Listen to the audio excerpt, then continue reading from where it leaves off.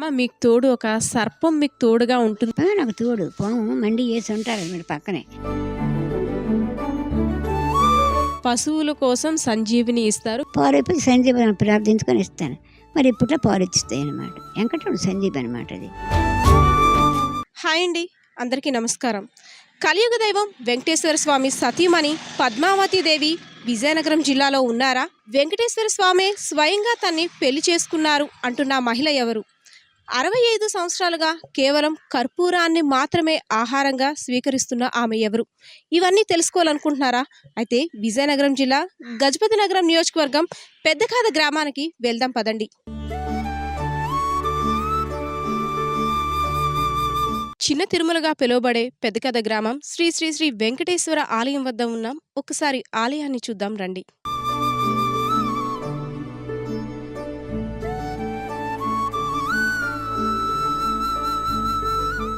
ఒక నిర్మానుష్యమైన ప్రదేశంలో మనం ఎన్ని రోజులు ఉండగలం? అసలు ఉండగలమా? అనేక రకాల ఆలోచనలు. అక్కడ ఎలా ఉంటాయి?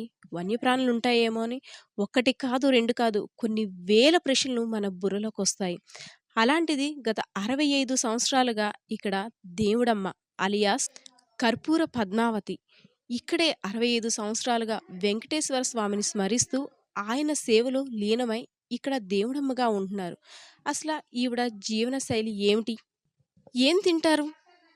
ఎలా ఉంటారు? అసలంటే ఇక్కడ నుండి ఎప్పుడైనా కొండ దిగిన దాఖలాలు ఉన్నాయా? ఏవైనా ఆరోగ్య సమస్య వస్తే ఎలా సంప్రదిస్తారు? ఎవరిని సంప్రదిస్తారు? ఇన్ని సంవత్సరాలుగా అంటే ఇలాంటి అరణ్య ప్రాంతంలో వన్యప్రాణులు కూడా సంచరించే ప్రాంతంలో ఇన్ని సంవత్సరాలుగా ఎలా ఉంటున్నారు తెలుసుకుందాం.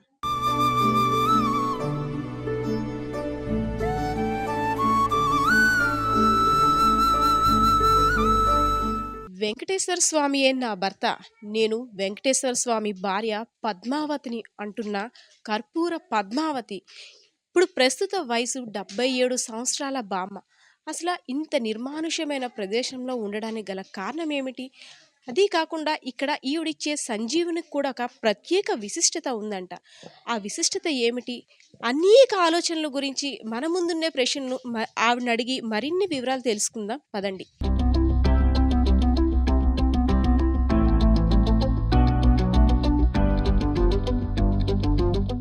65 సంవత్సరాలుగా వెంకటేశ్వర స్వామి సేవలో స్మరిస్తున్న పద్మావతి దేవుడమ్మ కర్పూర పద్మావతిగా పిలువబడే అమ్మవారు మన ముందు ఉన్నారు.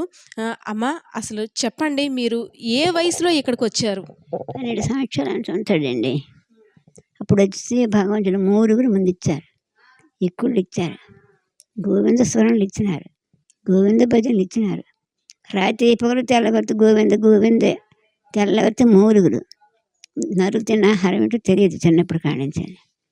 అలాగలాగలాగంటే ఇక ఎక్కువ ఏటి ఇవిడే చచ్చిపోద్ది పోతుంది ఏటి రాత్రి పగలు ఈ గోవింద భజనలను ఈ 3 ఎక్కువలు ఇస్తున్నారు ఏటి పాపం ఇలాంటివి అనేసి జబ్బు జ్వరం అనేసి అనుకున్నారు.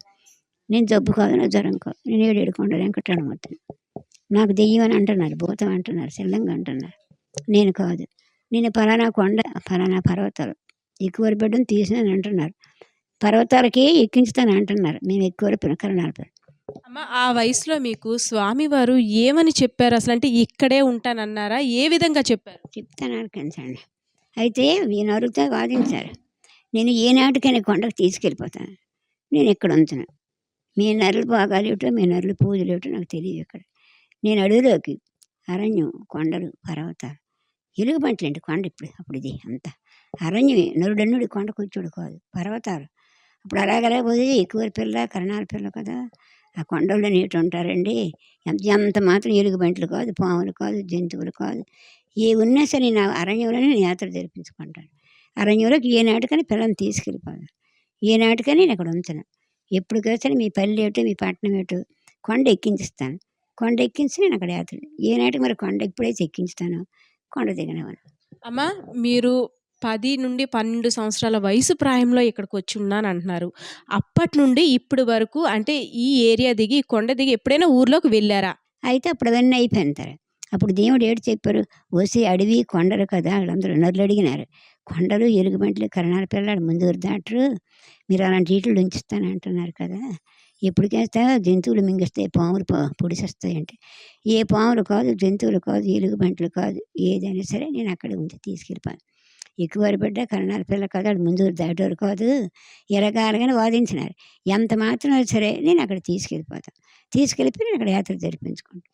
అమ్మ, ఇన్ని సంవత్సరాలు బట్టి ఉంటున్నారు. అసలు ఏ విధంగా అంటే ఇంత నిర్మానుష్యమైన ప్రదేశంలో అంటే ఒక మృగాలు గానీ, పాములు తిరిగే ప్రదేశంలో ఉన్నారు. మీకెప్పుడు భయం కలగలేదా ఏంటి?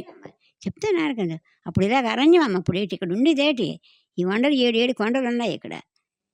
అడవి, జంతువులు, పాములు, ఎలుగుబంట్లు, నక్కలు, పాములు, సర్పాలు ఎత్తుకొని అడవి అనమాట. అంత దీనిట్లోనే మాత్రం తీసుకెళ్ళిపోతారు దేవుడు ఇక్కడికి ఊళ్ళో నుంచి.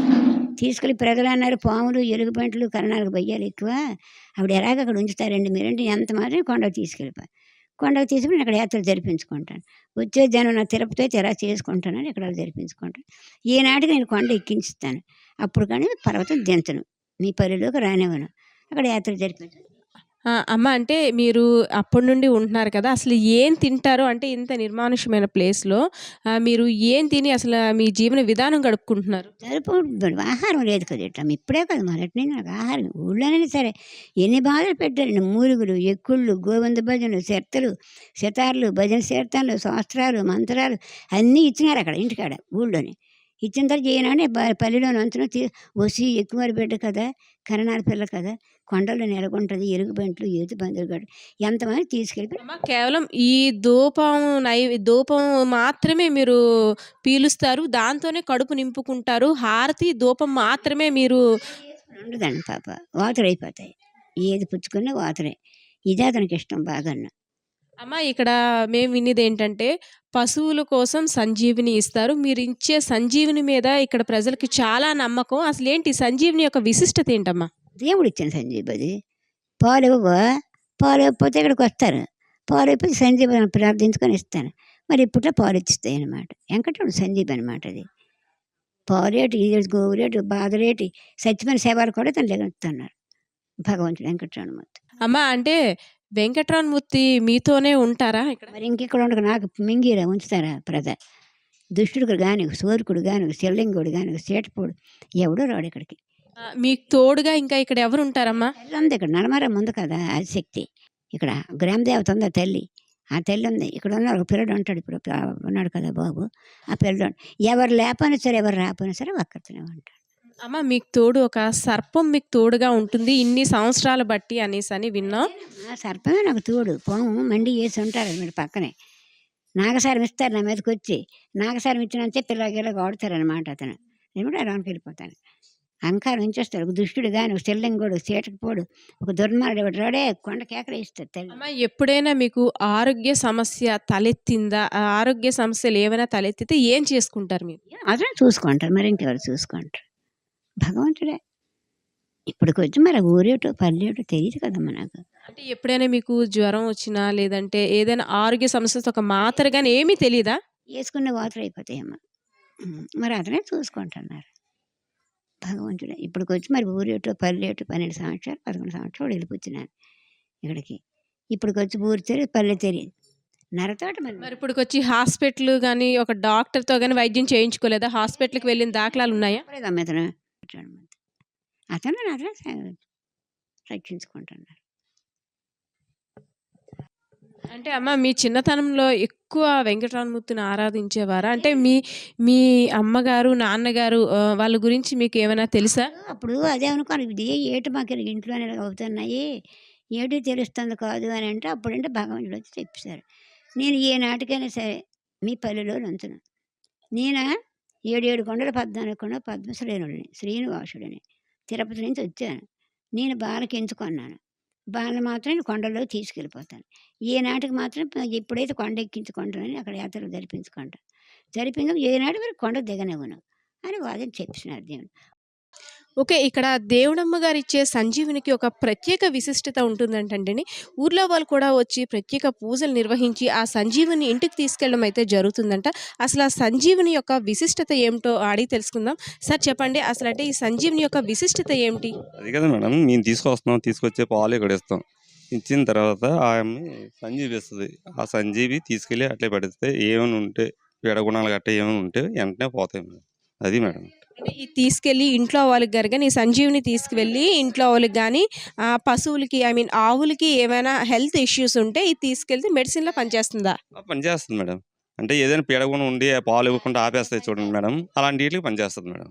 అది మేడం. అంటే ఫస్టు ఆవు ఈనగానే ఆవు అయితే కావచ్చు. ఏదైతే ఈనగానే ఫస్టు ఇక్కడికి తీసుకొస్తారా? ఫస్ట్ తీసుకొస్తాం మేడం. ముందు ఎక్కడికి ఇవ్వకుండా ఇక్కడ తీసుకొస్తాం మేడం. అంటే ఎన్ని సంవత్సరాలుగా ఈ ఆచారం అనేది ఇక్కడ నడుస్తుందండి? చాలా సంవత్సరాల నుంచి జరుగుతుంది మేడం.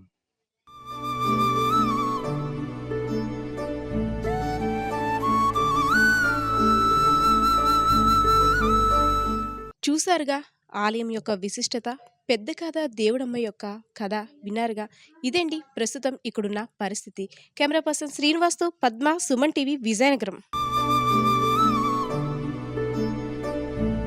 అమ్మ మీకు తోడు ఒక సర్పం మీకు తోడుగా ఉంటుంది. నాకు తోడు పాము మండి వేసి ఉంటారు మీరు పక్కనే.